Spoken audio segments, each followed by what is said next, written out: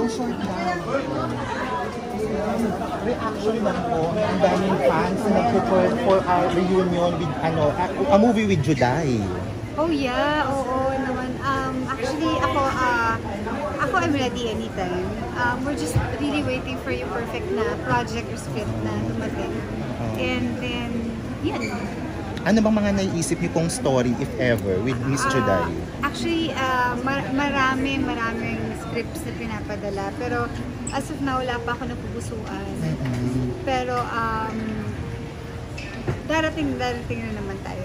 Meron na raw meron na raw nag-schedule ng inquiry.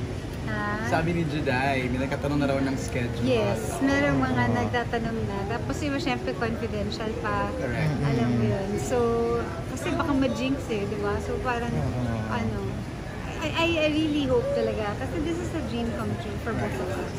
But your movie comeback daw, na-interview ko si Mark Rivera. Meron kayong parang movie comeback na gano'n. Meron kang movie comeback na gano'n. Ano ba yun? Secret o ba yun? Or... I'll discuss it offline na lang.